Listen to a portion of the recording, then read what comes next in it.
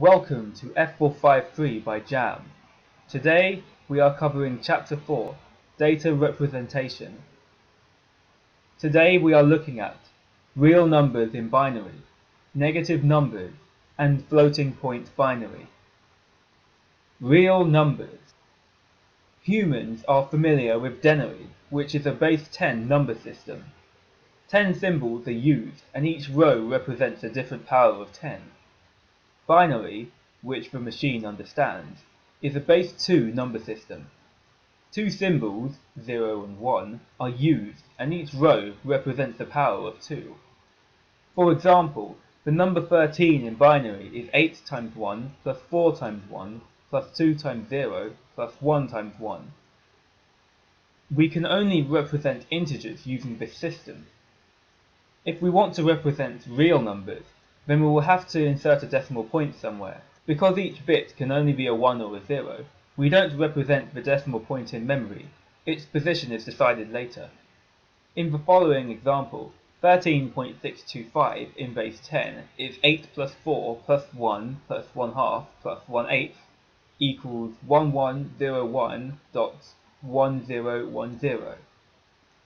We can't accurately represent every number in binary. For example, try writing down 1/3 using this system. Negative numbers. Now we are introducing negative numbers into the mix. We used unsigned binary numbers earlier. In sign and magnitude, the first bit is used for the sign, and the rest for the magnitude, or size of the number. The range is from -2 to the n minus 1 to 2 to the n minus 1, where n is the number of bits. This method should only be used to represent numbers rather than calculate them, since addition and subtraction can become problematic. 2's complement is the other method. It's like unsigned, but the first bit is a negative value. Its range is from -2 to the n minus 1 to 2 to the n minus 1 minus 1. We use this because it makes addition and subtraction easier, which we'll be covering shortly. Can you guess what the numbers on the right are? Here are the answers. Writing in 2's complement form is simple. If your number is positive, write as normal. If it's negative, then flip all of the bits and add 1 to what you have left. In example 1, we add 1 to 5 to get 6. In example 2, we add 3 to 5 to get 8. This number exceeds our range and we can't get an accurate answer. The numbers wrap outside of range. In example 3, we subtract 3 from 5. This is the same as 5 plus -3. We do the addition, and the 1 on the end is discarded, leaving 2. Floating point binary. Let's learn about mantissa and exponent numbers. We use some bits for the mantissa, the digits of that number, and the exponent, which controls the position of the decimal point. For example, 12.5 can be written as 0.125 times 10 squared. We have shifted the decimal point 2 places to the right. Note that both the mantissa and exponent are in 2's complement form. Since we can't represent the decimal point in memory, the computer decides to place it after the first bit. This means that the mantissa is always between -1 and 1. There are a number of ways to work out what a number is in mantissa and exponent form.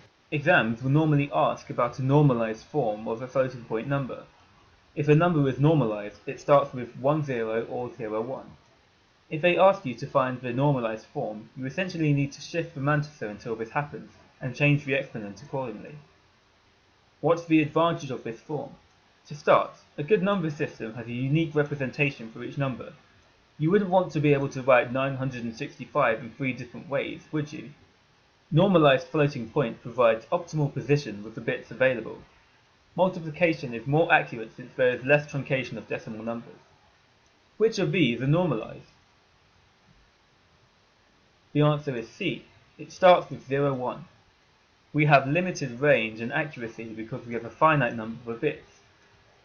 More bits for the mantissa increases accuracy. More bits for the exponent increases range. Range and accuracy negatively correlate with each other. That's all my slides. Thank you for watching. Strike that like button and subscribe for more F453 related content.